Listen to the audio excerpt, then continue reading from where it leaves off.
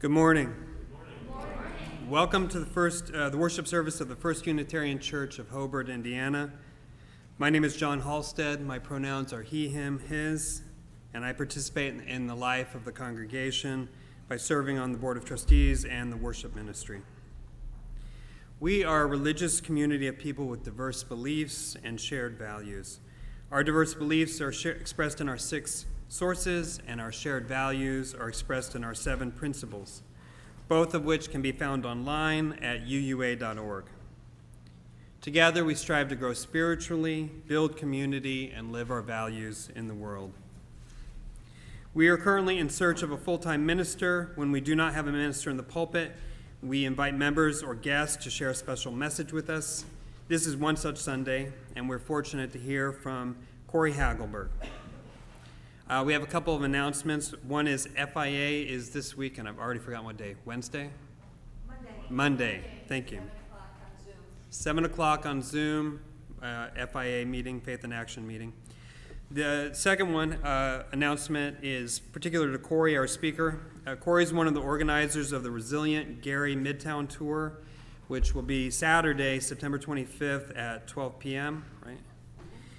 The Resilient Midtown Tour highlights local stories of African American resilience and creativity in historic Midtown Gary. During the Jim Crow era, African Americans were forced to settle within the confines of historic Midtown. Due to this, residents developed strategies for resilience and self-sufficiency. This tour will highlight resilience, self-sufficiency, and creativity, as well as current community efforts to help envision a response to climate change and food insecurity based in community action. It will include visits to 10 sites of historical, political, or cultural significance, current community gardens, and the present Midtown Gary as a place of creativity and cooperation. It's free. It's about 2 miles, but we'll be walking slowly. But you should wear comfortable shoes, and water will be provided at various stops. We are currently streaming our services online. The Joys and Sorrows portion of our service is, however, private, and we'll take a break from streaming during that portion of the service.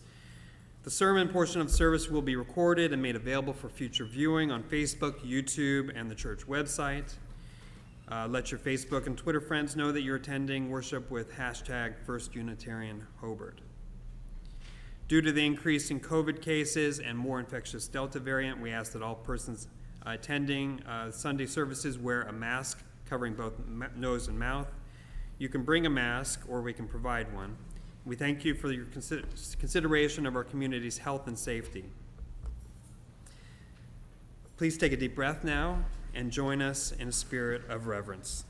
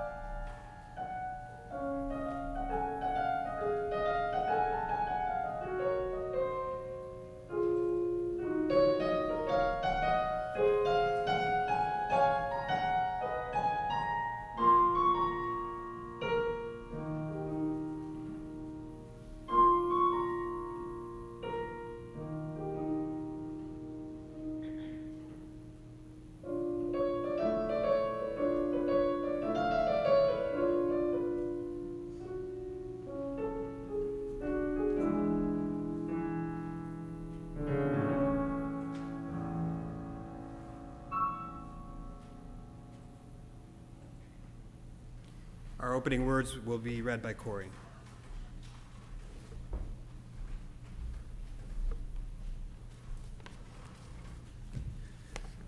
Good morning.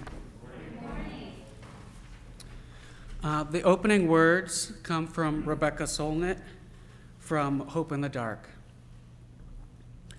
The world often seems divided between false hope and gratuitous despair. Despair demands less of us. It's more predictable in a safer way, sad way. Authentic hope requires clarity, seeing the troubles in this world, and imagination, seeing what lies beyond these situations that are perhaps not inevitable and immutable.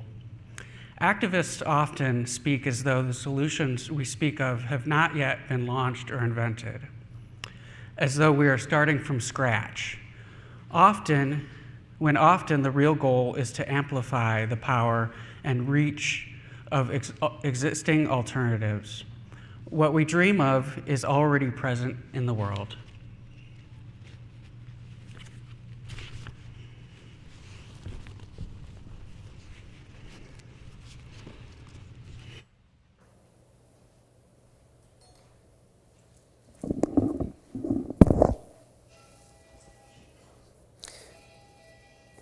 Please join me in lighting our chalice. The words are printed on the laminate handouts in your pews.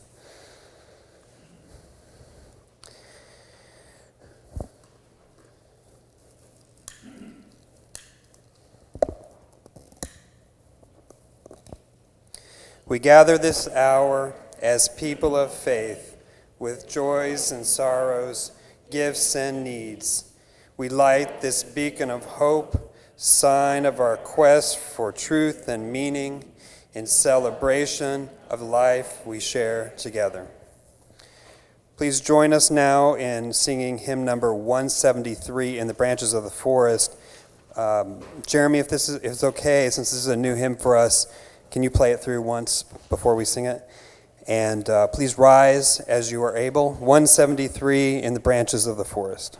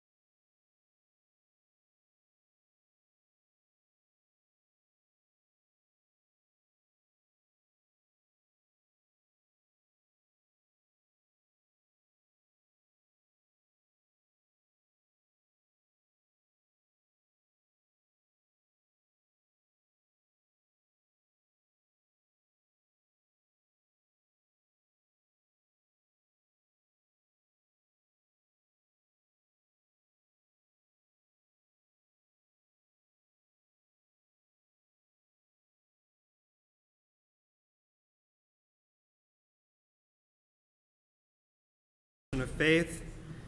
The words again are printed on your laminated handouts in the pews. Love is the doctrine of this church. The quest for truth is its sacrament. Service is its prayer. And this is our covenant, to dwell together in peace, to seek the truth in love, and to help one another. We're striving to create a worship space that is both spiritual and safe. However, we recognize that not everyone can attend in person. So we extend a special welcome to everyone who is joining us virtually today. And thank you to our tech team for making live streaming possible and recording possible. Due to the increase in COVID cases, the Greet Your Neighbor portion of our service will be contactless. Please take a moment to greet your neighbor by waving your hands and letting your smile reach past your mask to your eyes.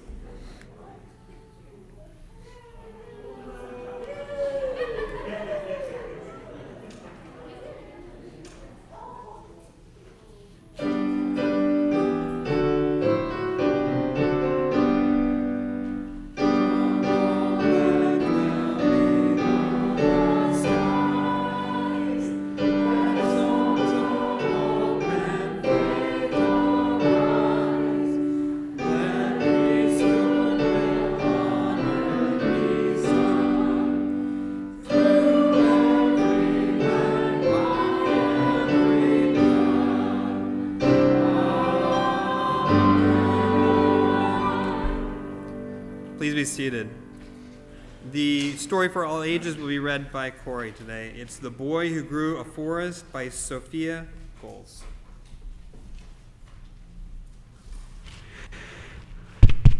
All right. Okay. So I guess I'm just going to sit. So for those of you who don't know me, I'm Corey Hagelberg. I grew up in this church. It's nice to see some folks here that I recognize and have known for going on 30 years, if you can believe that. So I, as a kid, would sit down here and listen to the children's story. So that's how I'm gonna present it, if that's okay. Yeah, if anybody would like to, I am vaccinated as well. FYI. All right. Good deal. All right. So this is The Boy Who Grew a Forest. It's the true story of Jadaf Payen. Again, it's by Sophia Gogh, and it has beautiful illustrations by Kayla Heron. And it's available at the Lake County Public Library. Okay. The Boy Who Grew a Forest. It starts with a proverb. The best time to plant a tree was 20 years ago. The second best time to plant a tree is now. In India, on a large river island, among farms and families hard at work, there lived a boy who loved trees. Trees meant shade, food, and shelter for many. And you can see the beautiful illustrations. But each rainy season, floodwaters swallowed more and more of the beautiful tree-covered land. The boy's precious island was shrinking, eroding away with the rushing river, leaving empty sandbars behind. The boy witnessed animals standing on those sandbars, their homes being destroyed. He feared that if animals withered without trees, people would do so too. The boy shared his fears with the village. The elders explained that the only way to help animals was to create new homes for them. They gifted the boy with 20 bamboo saplings. Alone, he canoed down the muddy river. He wished he could cover all the land with trees, but a large sandbar nearby was a place to start. The land was too barren for animals, the shore too sandy for leafy trees. Would bamboo grow? The boy hoped so. Determined, he began to plant. 1 shaft, 2, and then 3. Every day, he watered the saplings by hand, sweat trickling down his face and chest. He built a watering system to help. See his little watering system? Pretty cool. And lugged heavy buckets from the river. His arms grew tired and his back sore. Still, each day he tended to the plants, and over time the bamboo patch grew into a healthy thicket. The boy was proud of his work, but he worried it wouldn't be enough to stop the swelling river or to provide shelter for the animals. If he wanted more plants to grow, he would have to create a richer soil. The boy carried cow dung, earthworms, termites, and angry red ants that bit him on the journey to their new home. He brought seedlings from neighboring villages over the trails, through brush, down the river. Each day he planted. As the years passed and the boy grew, so did the forest. 10 acres, 20 acres, and then 40.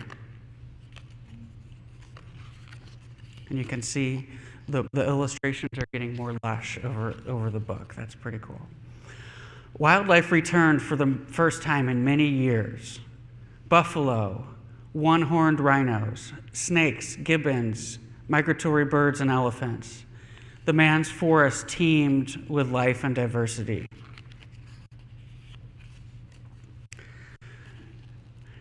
Not everyone was happy. Fear swept over the villages when the tigers arrived. So the man planted more grasses to attract small animals that would keep the tigers happy in the forest. Elephants wandered into neighboring farms to feast on the crops. So the man planted more fruiting trees to help feed the hungry elephants. Some wanted to harvest the forest to build homes, but the man was there to plant anew. Others tried to hunt the animals for their horns and furs, but the man was there to protect them. Few thought the forest would last. He believed, but the man believed in its strength. Now in India, on a large river island, among wildlife and trees as tall as buildings, there lives a man who has planted a forest. The forest is called Malai, after a man named Jadaf Malai Payang, who never stopped planting and pruning and protecting. And the book ends with another quote, "Only by growing plants, the earth will survive." And that's by Jadaf Payang. And this is a true story, and it's got a little biography of the person it's based on at the end. And there's actually 2 books at the Lake County Public Library that are children's books about Jadaf Payang. So definitely check them out. Is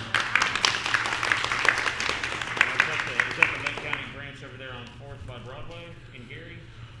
So that would be, I know the Griffith Library. You'll have to ask my fiance Jen if you. Okay. Okay, great. Because I didn't know, because there's the public library in Gary on 4th. But I didn't know if that was for Lake County or if that's different. There's my mask.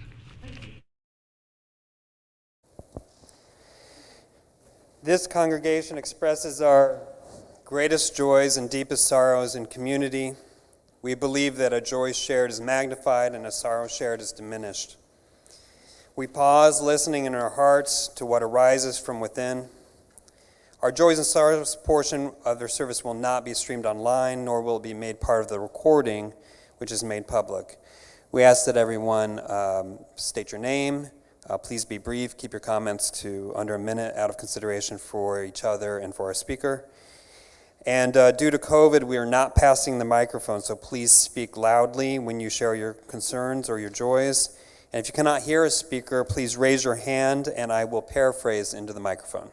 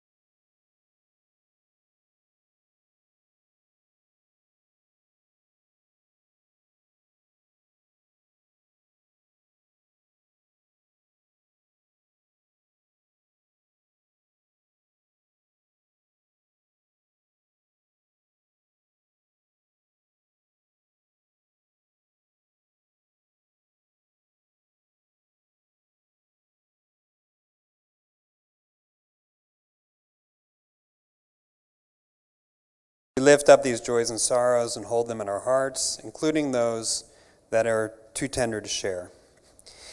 For our intermediate hymn, technology willing, we are going to do something a little different. There are handouts in your pews with lyrics. We're going to play a video of Patti Smith singing "People Have the Power." And you can remain seated during this. And we ask that you join in singing the bold portions.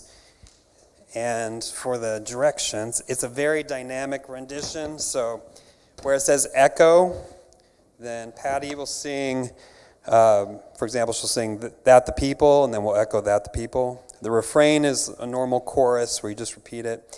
And then where it says repeat, you repeat that after each one of the lines that follow. So it says, "And the shepherds and the soldiers," and we repeat, "People have the power." You'll get it.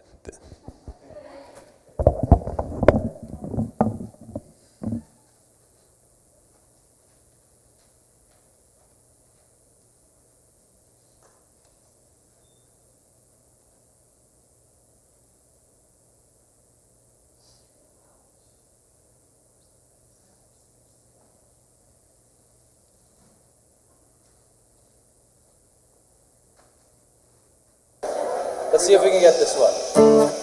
1, 2, 1, 2, 1, 2, 3, 4.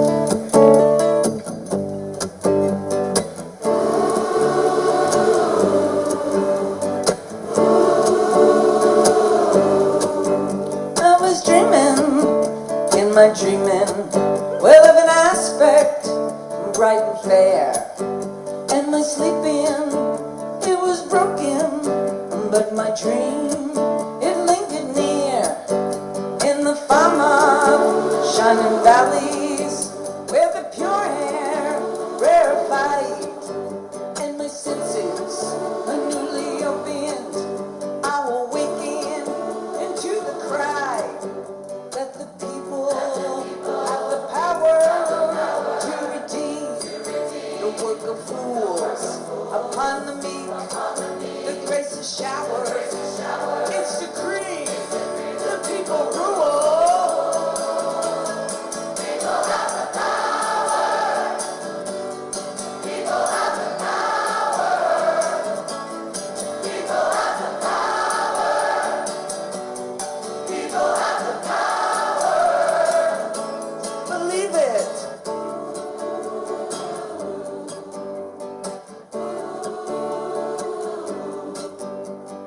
Aspects became suspect and bending low as if to hear, and the armies ceased advancing because the people had their ear, and the shepherds and the soldiers, well, they laid beneath the stars, exchanging visions, laying arms to waste in the dust, in the former shining valleys, where the pure air rarefied, and my senses newly opened. Now waking to the cry.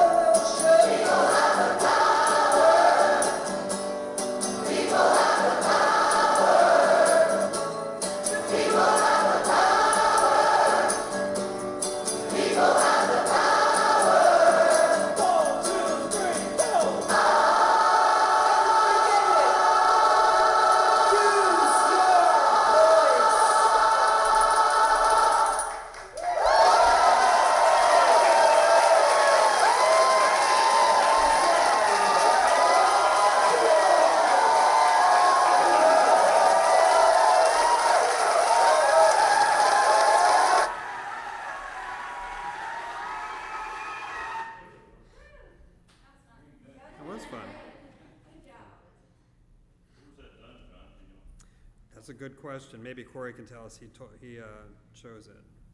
This is a Canadian group called Choir, and they're really fun to watch on YouTube. And so they present songs like this where they'll do it's open to the public where people can come and they'll do some quick sessions and learn this choir format, and they'll do a public performance. And so I'm not sure where this was. I think it was probably somewhere in Canada. But it's a really great group. A lot of fun. Yeah. Mm-hmm. So I want to introduce Corey. If some of you may not know Corey, Corey is an interdisciplinary artist and teacher. He is co-founder and director of the Calumet Artist Residency, whose mission is to connect people, art, and nature.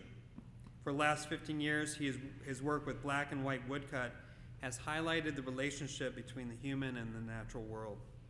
Recently, his social practice has increasingly addressed issues of food justice, community growing spaces, and regenerative agriculture as it relates to creating resilient local economies and a livable planet. He lives and works in Gary, Indiana, and Corey also used to attend First U as a youth, as many of you know, and has fond memories of his RE teachers and others here. Thank you. Please join me in welcoming Corey.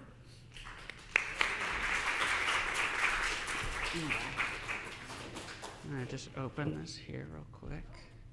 Okay. I brought some things to share. There'll be plenty of time to look at them after. All right.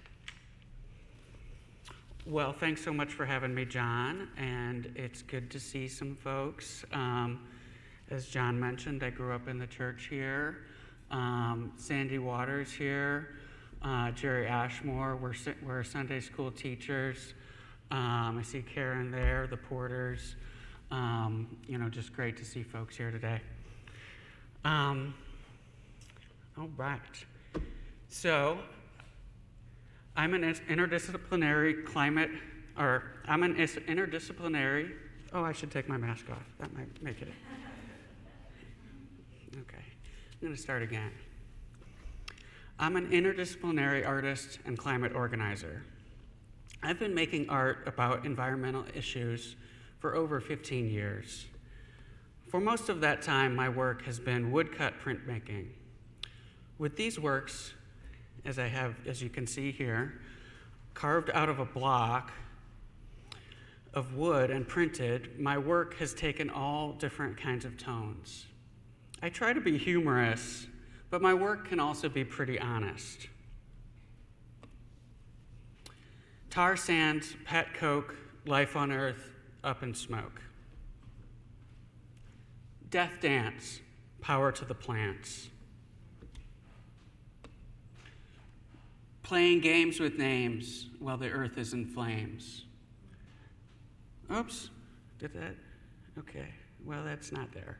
But playing games with names while the earth is in flames, to name a few.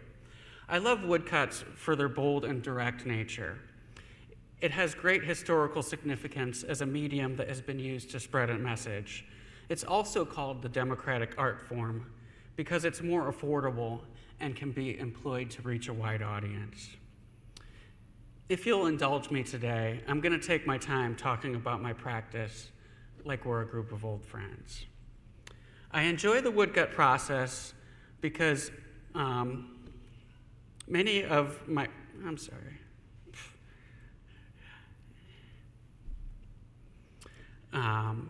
first works were of trees. Woodcuts are made from trees, and as I began making my work, I saw this an homage to the material by creating an image of what it once was. Black and white woodcut has a bold graphic quality, which works well to represent the organic character of trees. I've always loved trees, and being inspired by the woodcuts of Japanese-Canadian artist Naoko Matsubara, it was a natural starting point for exploration with this material. And here's a few more examples.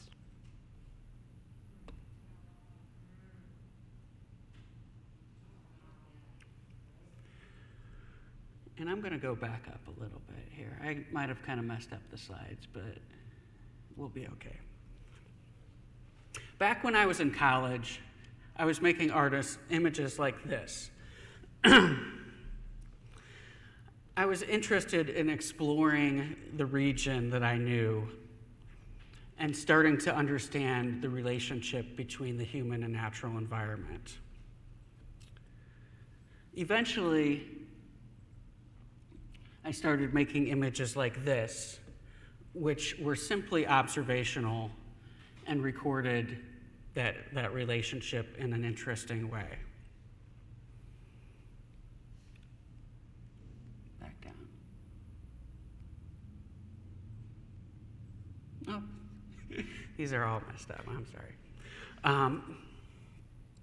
After a trip to Italy, my junior year of college, I had started incorporating religious imagery into my work that raised questions about the power dynamic of our relationship between the natural world. Like this. This would be fine dining and water mining, everybody's Last Supper. And this one, oh, I see what happened. This is an older PowerPoint. We'll be fine. This one, Birth of Christ in Bethlehem Steel, which focuses on Bethlehem Steel, one of the biggest steel mills in the country, built in an area in Porter County that was formerly called the Central Dunes. This is a path I took for a while. I made lots of works that told the stories of the environmental justice around the Calumet region and from other parts of the US as well. I'm gonna just focus your attention here on a book that I made when I was in graduate school. It's called This Is Not a Peace Pipe, and I'm gonna read it really quickly. I love this form because it can be read like a book, page by page, but it can also open up like a Japanese screen. And I'll leave it out here so you folks can see it. The headwaters of the Grand Calumet River originate from a small lagoon in the pristine dunes near the southern shore of Lake Michigan. The word Calumet means pipe and refers to the one that the Illinois Indians smoked with the French missionary Father Marquette as a universal sign of peace. Today, near the site of this historic ceremony, where the river enters into an area of heavy industry, the Calumet disappears into a pipe. So this river, the Calumet, which was named after this peace pipe, sort of a beautiful symbolic idea, now essentially is a pipe as it gets swallowed into the ground, going into a culvert. And this is a place I spent a lot of time as a child, canoeing these waters, and to learn that if you go far enough, the river actually disappears and goes underground was a very shocking thing for me, I guess, at that point.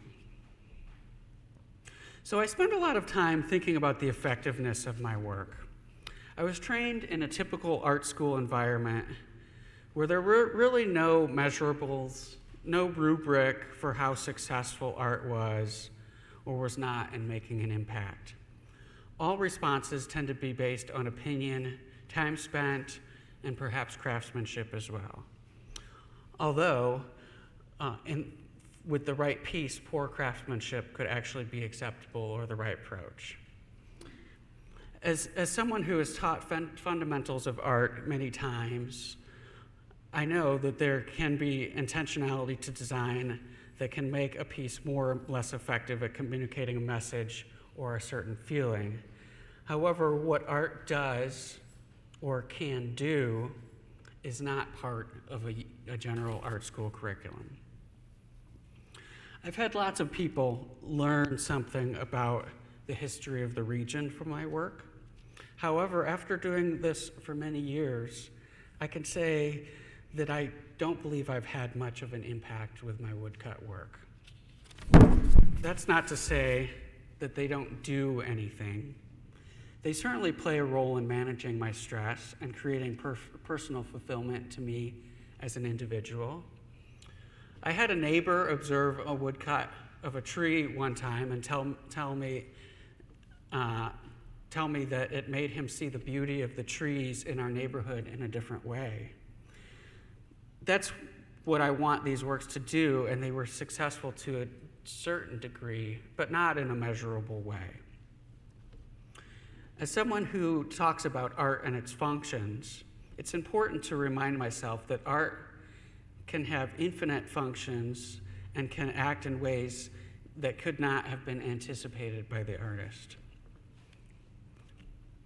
I know creating measurables or expectations for what art can do sounds really, really boring, unrealistic, and difficult. But I'm here to share my testimonial that the opposite can be true. And we're going to get to the sunflowers. By the way, climate change is the existential crisis of our time, as Joe Biden stated in his inaugural address. We have no time to waste, and for many people, it's already too late. Every discipline has a responsibility to examine how it operates and make changes that can help to make us more resilient within our communities to climate change. And that includes artists. Political change usually comes after cultural change, and art contributes to cultural change. If you'll indulge me a little bit more on my personal story, I'll get to the point. A couple more pieces here. And I can share this with you as well, so you guys can see it better.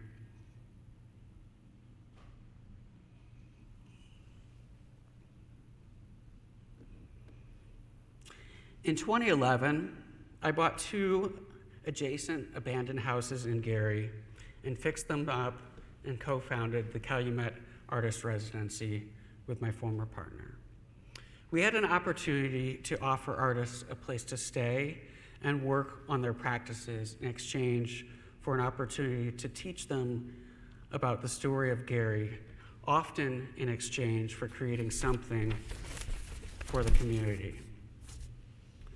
Over the last 10 years, we've hosted about 40 artists working on dozens of community projects, way too numerous to mention here.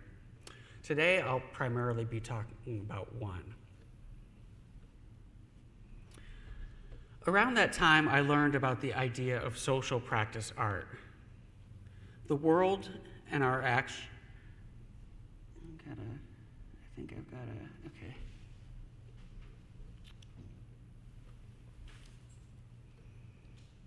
The world and our actions can be manipulated. As Nato Thompson put it in a great book, Living as Form, forms can be criticized, disintegrated, and assembled.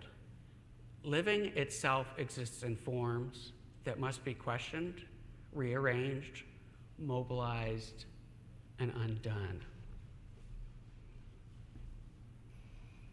I'm going to go back up. At that time, I was learning about a lot of great art pieces, and I share some here in this presentation.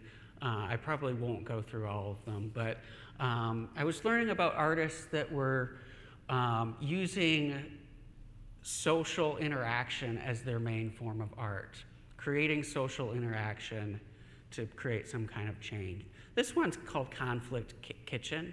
It was created in 2010 in Pittsburgh, Pennsylvania. And it's a place, it uses food, which epitomizes our cultural differences, and is a great way to learn about other cultures. And this particular fast food stand offered Iranian takeout during the time when we were at conflict as a way to help create cultural understanding. This is a piece by Alora and Caldezia from Peru, and it's a piece simply called Chalk, and they put big pieces of chalk in public squares where there's some sort of social issue that people are speaking out against. And this is a work by Theaster Gates. Theaster Gates is an artist who works on the south side of Chicago, and he works in a neighborhood that's similar to where I live in Gary, where there's a lot of abandoned houses, a lot of disinvestment. And what he does is he takes these houses and he creates community spaces. So he created, on one block, he created a black cinema house and a record listening room and different spaces for conversation and different sorts of community activities. So this type of work was very instrumental in informing my early work with the Calumet Artist Residency. And there's more, I'm gonna kind of go through them.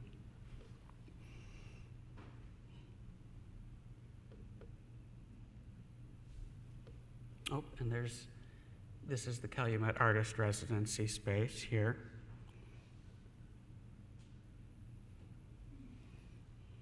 Okay. Around that time, I met oral historian and playwright Jeff Biggers at the Hull House. In addition to authoring many great books, such as Resistance and American Tradition, United States of Appalachia, he writes plays to help us envision a place as a regenerative city after getting to know residents and a community. A regenerative city is a zero-carbon city where all waste goes back into the system. It involves a circular economy where businesses and people work together to make a city more efficient. Agriculture produces 1/3 of greenhouse emissions. Regenerative agriculture, a practice that works with nature instead of against it, is employed in putting carbon back into the soil by refocusing on native perennial plants with deeper roots and also building healthy soil. Oops.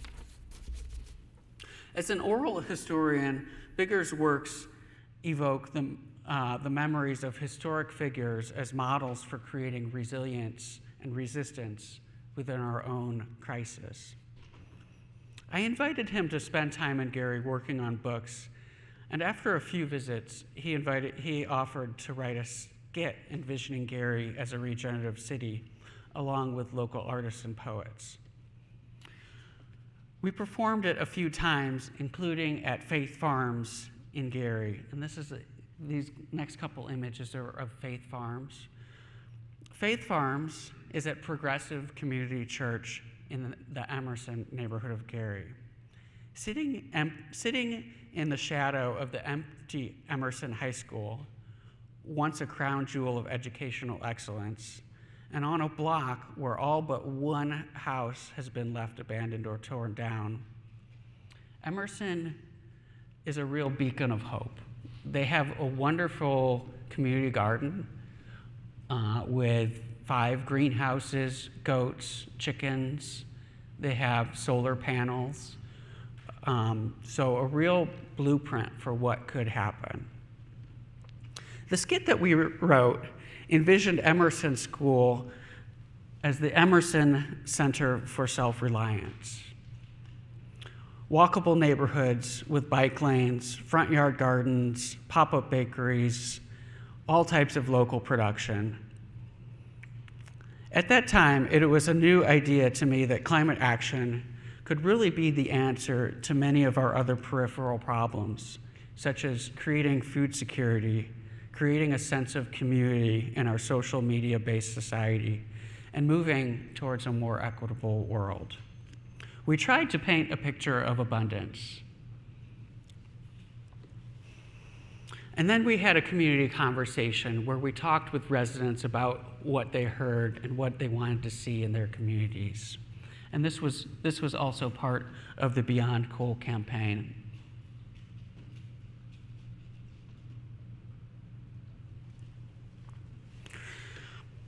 And I don't know if you guys can see this in the back, but I wanted to put this up on the screen here because this diagram talks a little bit more about what a regenerative city, what a regenerative economy looks like. This is from the Plant in Chicago, which is a wonderful community space that houses lots of local businesses. So they have a fish farm, and they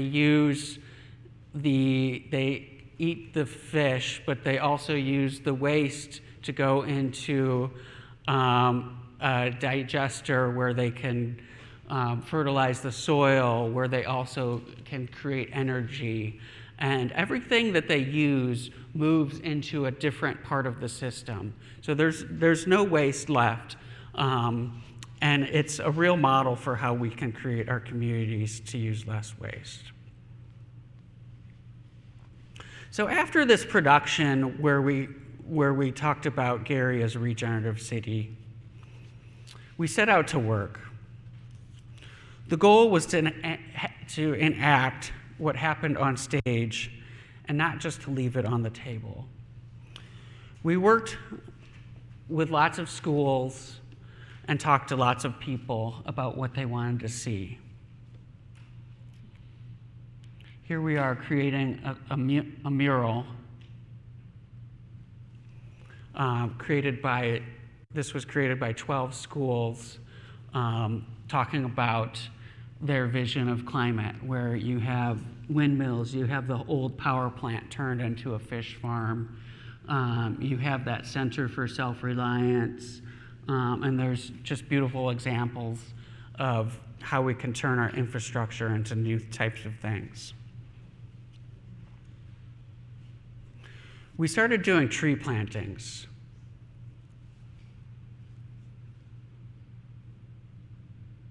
And we worked with a group called Unitarian, a really great local group which does public tree plantings and makes them into community events.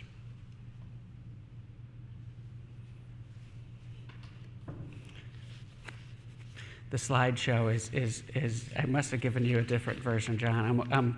I'm kind of like pressing the button, worrying what's going to come up next. That's where I'm at, but we're doing okay here. So we did tree plantings, and we helped get a few community gardens going, including this one at St. John's Lutheran in the Tollerston neighborhood of Gary.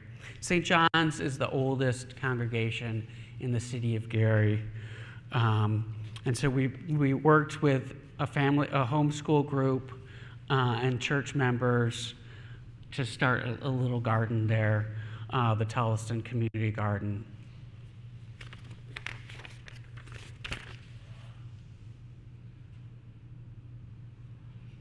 We hired a local artist to paint images of what this world could look like that we hope to see.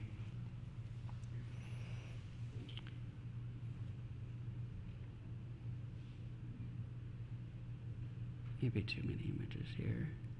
Okay, more tree planting.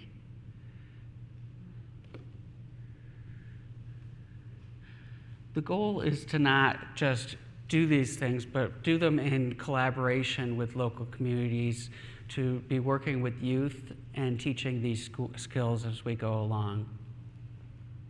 We held community meetings to bring folks into the process, to make sure that the community is involved and these spaces are built in tandem with them. We held foraging walks where we would have an expert come and we would walk around the neighborhood and help identify plants that were useful. And he's able to identify at least 50 plants on every block that are either edible or medicinal, no matter what the block is.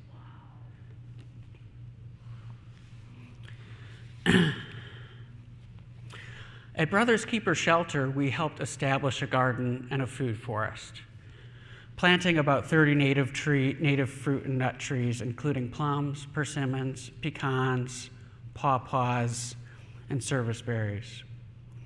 A food forest is a regenerative system where where you plant edibles at each layer. The top layer could be large fruit trees, such as walnuts, pecans, oaks. Then you have a shrub layer, which may be apples, hazelnuts, elderberries. And then the lower level is also edible perennial vegetables, such as hostas, daylilies, greens, and herbs. The system mimics a natural forest and provides habitat for wildlife and pollinators. The benefits are endless. And here's a couple more images.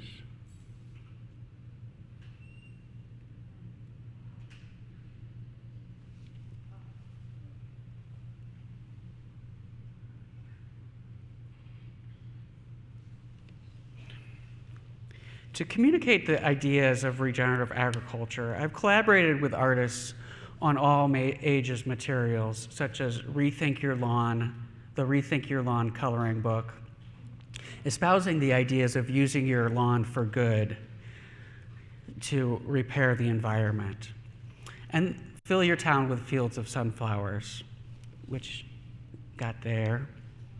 I don't know if I put a picture. Oh, I did. A couple years back, I was introduced to a group out of Cincinnati named Indigenous Landscapes.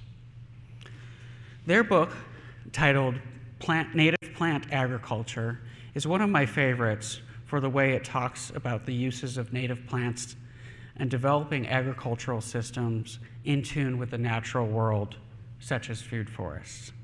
They talk about the tremendous ecological health benefits of sunflowers. They're great pollinators, great for the birds and the soil, and they absorb carbon from the atmosphere and bury it 10 feet deep underground. Flour from their seeds makes just about the healthiest gluten-free, keto-friendly, mineral-dense bread and brownies that you can make from any local crop. You can make ink, oil, and paper from sunflowers, and their uses go on and on. So I collaborated with a local artist, Casey King, and we made a zine, the Fill Your Town with Fields of Sunflowers zine. We raised the question, have you ever seen anything as beautiful as a field of sunflowers?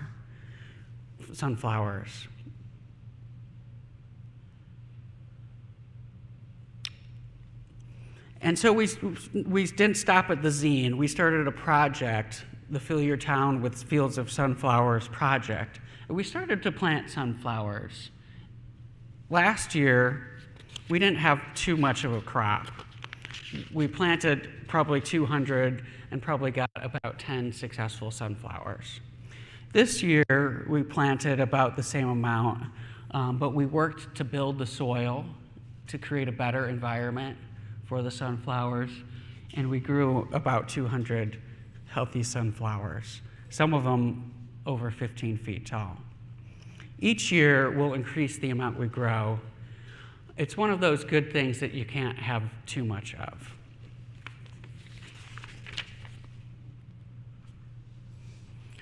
But how do we connect communities like Gary, which statistically are the most vulnerable to the impacts of climate change?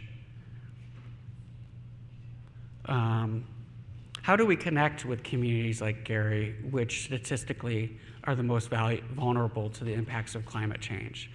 This is a question I've asked over and over. How could we talk about climate when most people in any place are mostly concerned about making ends meet? The food garden that we start at Brothers Keeper is producing and lowering food miles ever so slightly.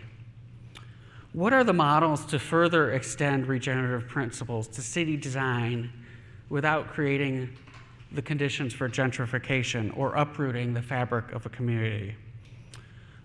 Those models may be in the places you least expect. The garden at Brothers Keeper is at 22nd and Broadway in Gary. This neighborhood is called Midtown, or the Central District. During the Jim Crow era, Gary, Indiana was a segregated city. African Americans were forced to live within the confines of Midtown, extending approximately from the Wabash tracks at 11th Avenue on Broadway, south to the Little Calumet River, and from Virginia Street on the east to Grant Street on the west. As historian Dolly Millender stated, there were two Garys from the beginning. Despite the abhorrent reality of segregation and its impacts, such as exclusion from being able to take out bank loans or buy property, Midtown became a model for self-sufficiency, resilience, and creativity because it had to. Everything within the community needed was within a few blocks. Restaurants, entertainment venues, hardware stores, tailors, clothing and beauty shops, a hospital, mechanics, architects, lawyers. There was even an African American food co-op that had 400 members in 1934.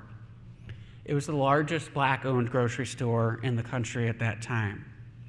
The most popular courses taught at Roosevelt High School were on cooperative economics. These are models of climate action.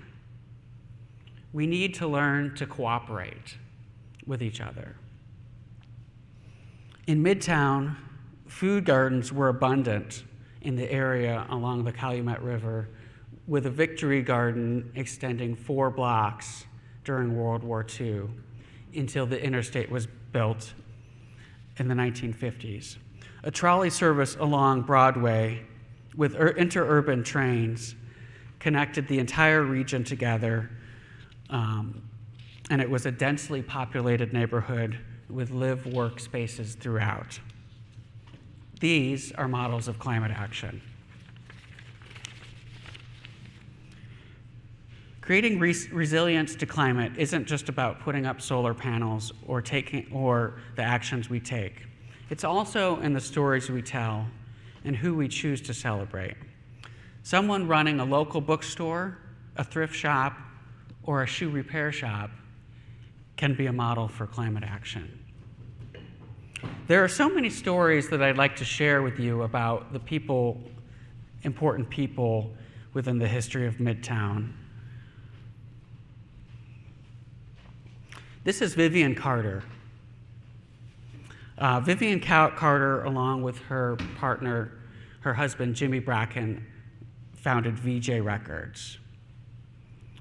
Music played a fundamental role in creating resilience in Midtown Gary. The blues tells a story of despair and injustice, and yet it shows hope and dreams for a better life. Through song, troubles were eased in the cotton fields of the South, from the cotton belt of Mississippi Delta to Memphis and then to Chicago, and 28 miles away to Gary. The blues traveled north, according to Norma Coleman Bates, who was a resident of Midtown. The 1930s, 40s, and 50s was a magical time in Gary, or in Midtown. What was developed was the Gary sound. Blues clubs were scattered throughout Midtown, and this unique sound gave birth to many iconic musical figures that are recognized worldwide. I'm sure all of you know about the Jackson Five. The Jackson Five came out of Midtown, but VJ Records also was the record label that introduced the Beatles. There are many, many recognizable hits that you guys should definitely look up. So today, as a response to food insecurity and health concerns in Midtown, food gardens have started to pop up. Right now, as a part of a larger theater project, I'm planning with a group of partners, which John mentioned, what's called the Midtown Resilience Tour. So next week, next Saturday, we'll be walking around Midtown with a group highlighting some of these sites.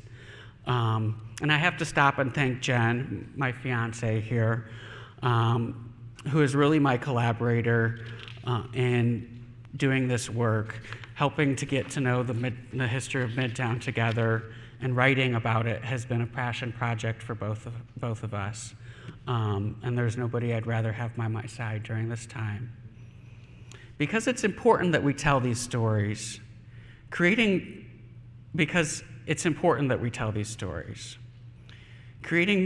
climate resilience is not rocket science. It involves looking to the past. What we have to do takes courage, but it goes back to the deepest roots of humanity. Repairing our relationship with the natural world is what we need now more than ever. And it can be beautiful as the best Van Gogh. All right.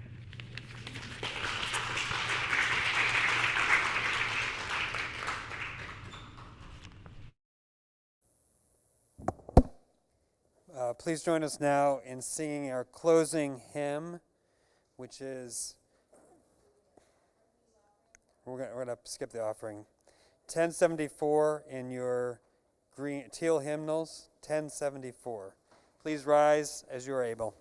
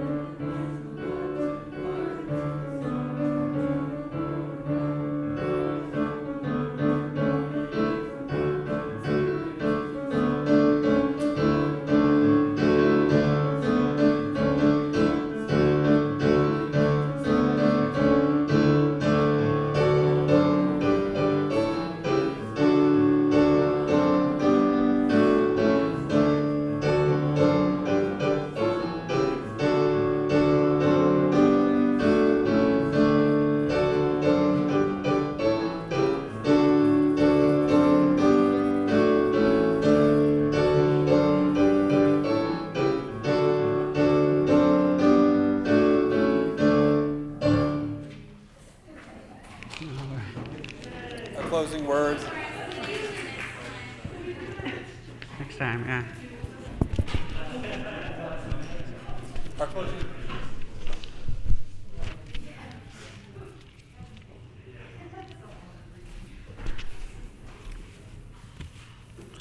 All right, for the closing words, I'll leave you today with simple words by a founder of the permaculture movement, Bill Mollison. Permaculture is a system of doing things that is zero waste, where waste is put back into the system, following the patterns of nature and building upon millions of years of indigenous practices. When we use systems thinking, we begin to learn how everything works together. Often problems arise because of the lack of biodiversity. Mollison states that if snails are eating all your crops, you don't have a snail problem, you have a duck deficiency. But I'm choosing to end on words that make more sense to me the further I connect with the natural world and its patterns. Simply stated, the problem is the solution.